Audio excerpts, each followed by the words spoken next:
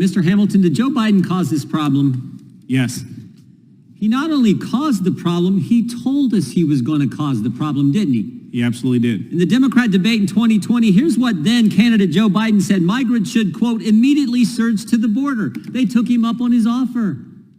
So the idea that the Democrats say, oh, no, it was Trump who caused the problem. It's Republicans who caused the problem. It's climate change that caused the problem is BS. Joe Biden caused it, and he told us he was going to do it. And what has that resulted in? 8 million migrants coming into the country in 3 years and 47 days. 8 million. And we're on pace to get to 12 million. That is the magnitude of the problem. Mr. Hamilton, has that magnitude of that volume of individuals coming to our country, has that put a strain on the United States, on communities and everything else? Absolutely. Anyone can look and talk to mayors, talk to local communities, talk to governors, and see the results themselves for themselves. Does it put a strain on schools? Yes. Remember in New York when they told parents, your kids can't come to school today because we have to put migrants in the schools. They're going to have to learn remotely. Correct. Did it put a strain on hospitals? Yes. How about law enforcement? Yes. All kinds of law enforcement concerns, not just the attacks on law enforcement, all kinds of other concerns, right? Correct. Concern on safety in communities around our country, not just on the border. Did it put a concern on safety? How about municipal budgets? Is there a concern there? Yes. Because of this problem that Joe Biden told us he was going to cause and actually caused? Have migrants died in this journey coming here because Joe Biden told them to surge to our border and come into our country? Yes. Kids, yes. Women, all kinds of terrible things happen to them? Absolutely. And then back to your opening statement. Have Americans died? Yes. Laken Riley, Kate Steinle, and others, right? Correct. That is the magnitude of this problem, and we're on pace.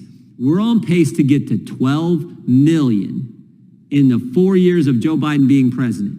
I tell people all that is equivalent to the entire population of our state. And we're a big state. We're the 7th largest state in this great country.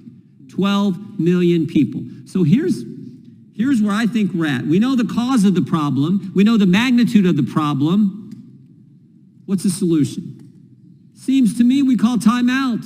Seems to me we say no more. Let's just stop. Let's not exacerbate the problem. Let's just say time out. And I've advocated for a simple sentence that I want you guys to comment on. I've advocated for a sentence in an appropriation bill that says no money can be used to process any more or release into the country any new migrants. What do you think about that, Mr. Hamilton? I think that would be a wonderful idea. And don't you think I've never seen, in my time, I've been in politics a few years now, I don't know if I've ever seen an issue with this intensity. We got a time with record inflation. We take your family out to dinner in the Biden American economy. Right now, you take your family out to dinner, it's $300 just to take your family out for a nice meal in this Biden inflation world. But what's the number one issue in polling across the board? It's the border. That's how intense this issue is with the American people. And maybe we should just say time out. Let's stop now. What do you think, Mr. Holman? Should we do that? I think we need to secure the border and save lives. And bottom line is, I understand one of the congresswomen met with separated families' parents. Did she meet with Laken Riley's parents?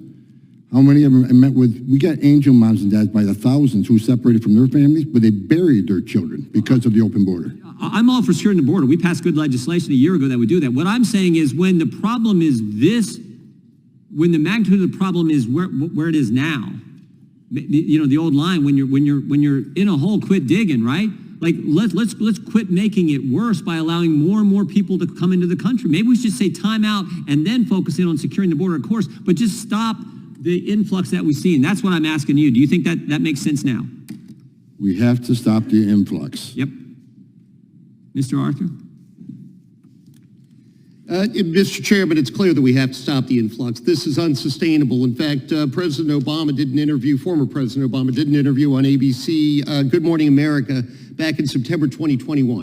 And he talked about the humanitarian concerns. We're humanitarian people, that we have instincts for that. But he noted the fact that open borders are unsustainable. Mr. Chairman, right now we're seeing the unsustainability of open borders. Cities and towns across the United States. I live in North Carolina.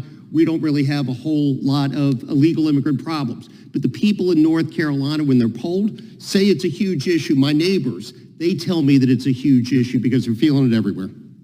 Joe Biden caused the problem. He told us he was going to do it. The magnitude of the problem is so egregious. It's the number one issue on the minds of the American people, and the solution to the problem could be with Congress.